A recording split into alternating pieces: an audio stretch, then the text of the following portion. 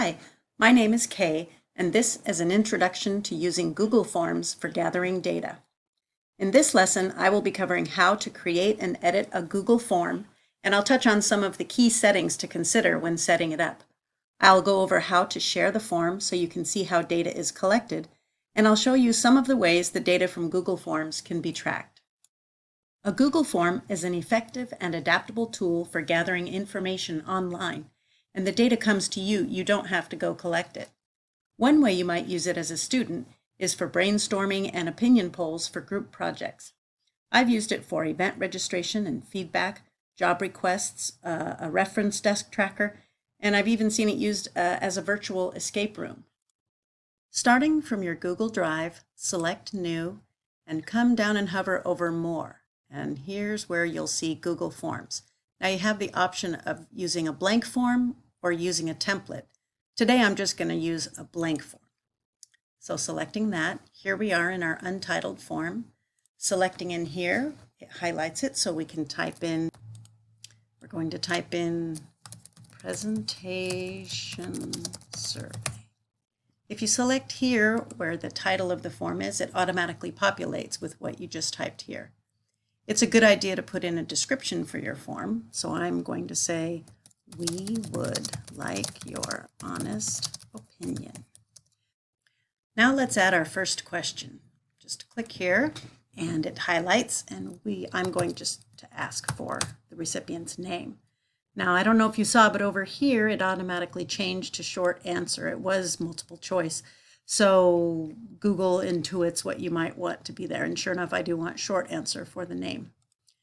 Over here you can require the question to be answered. I won't do that though. You just toggle it on and off. I won't do that for the name.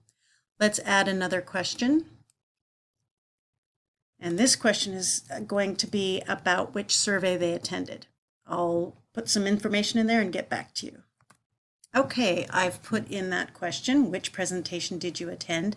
I wanted to show you though, instead of adding another option, you can also click Add Other, and this is for an open response. For this question, I am going to require it. That's the whole point. We want to know which one they attended. And I'm going to add one more question, clicking here on the plus sign. Let's come down here. This question is going to be not multiple choice, but a linear scale, like say on a scale of 1 to 10. I'm going to put this question in and get back to you. Okay, you can see that I've added my question asking how satisfied they were with the presentation they attended. If you come up here to the top right to the eye icon, that's where you can preview your form. You've probably seen these before. You've probably filled them out yourself. So this is what it looks like. It tells you which questions are required. We didn't require the name, but we did require which presentation they attended and how satisfied they were.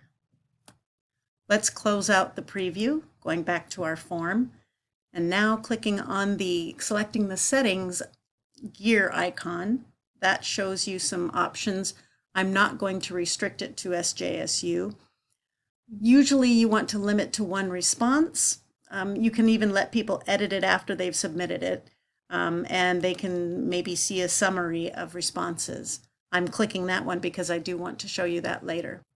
We aren't going to cover anything in these other two options, presentation or quizzes, but you can make a quiz with Google Forms. Be sure and save your changes.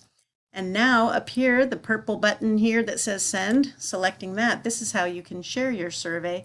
I generally like to use the clickable link. If you select that, it gives you a link and it gives you the option to shorten the URL.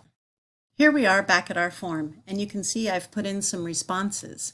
Selecting responses shows you the wonderful metrics that are automatically put together for you.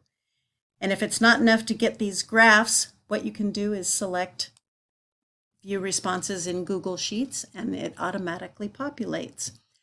This lesson didn't cover all the different settings and options for making a Google form to collect and utilize that data, but hopefully it gave you a good idea of how to get started. And like any tool, you'll have to practice using it to get a better understanding of how it works.